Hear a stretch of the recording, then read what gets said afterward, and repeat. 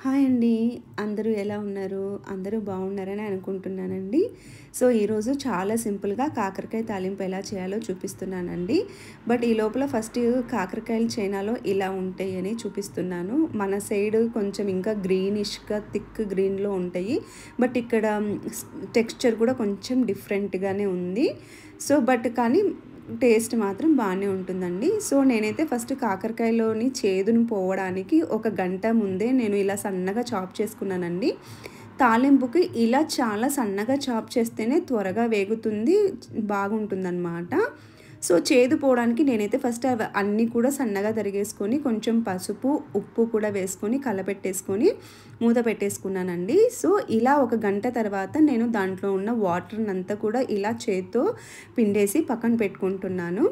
ఇలా స్క్వీజ్ చేస్తేనే మనకు బాగా తొందరగా మగ్గిపోతాయి. దాంట్లో పాటు అందులో ఉన్న చేదు కూడా ఆ వాటర్‌లో వచ్చేస్తుందనమాట.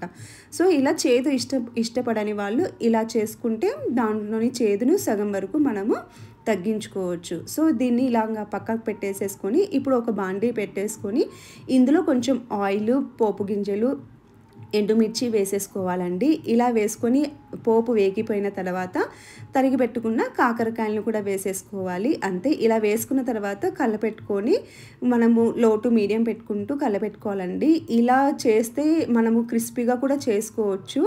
బట్ నేనైతే నాకు ఇన్ని కాకరకాయలు సరిపోవు అని చెప్పి నేను ఈరోజు కొన్ని ఆనియన్స్ కూడా వేస్తున్నానండి. ఆనియన్ వేయకుండా అది మనం లో టు మీడియం పెట్టుకుంటూ చేసుకుంటే డీప్ ఫ్రై చేయకోకుండానే మనకు కాకరకాయ ఫ్రై అనేది చాలా క్రిస్పీగా వస్తదండి. బట్ అది చేసినప్పుడు కూడా నేను మళ్ళీ ఒకసారి మీకు అప్లోడ్ చేసి చూపిస్తాను.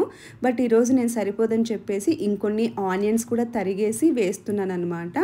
ఆనియన్స్ వేస్తే ఎలాగైనా క్రిస్పీనెస్ కొంచెం తక్కువగా ఉంటుంది.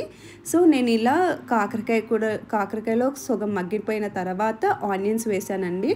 ఈ ఈ ఆనియన్స్ కూడా అందులో త్వరగానే మగ్గిపోతాయి. ఎందుకంటే కాకరకాయ మగ్గే లోపల ఆనియన్స్ అనేవి కూడా మగ్గిపోతాయి. సో, అందులోకి మసాలా కోసం నేను ఇందాక చూపించినట్లు కొన్ని వెల్లుల్లి, కొబ్బెర, సీసామ్ సీడ్స్ వేసానండి. నువ్వులు వేసాను, ఎండుమిర్చి, కొంచెం బెల్లం కూడా వేసాను. వేసుకొని ఇలా ఫైన్ పౌడర్ లాగా చేసుకున్నాననమాట. సో, ఇప్పుడు చూస్తున్నారు కదా, ఆనియన్స్, కాకరకాయ కలర్ చేంజ్ అయిపోయి బాగా మగ్గిపోయాయి. ఈ స్టేజ్‌లో మనము మిక్సీ పట్టుకున్న కారాన్ని కూడా వేసేసి బాగా కలిపెట్టేసుకుంటే మన కాకరకాయ తాలింపు అనేది రెడీ అయిపోతుంది. ఈ కాకరకాయ తాలింపు మనము పప్పులో కలుపుకొని తింటే, అన్నం పప్పు కలుపుకొని అందులోకి తింటే చాలా బాగుంటుందండి. ఒకసారి ట్రై చేసి చూడండి.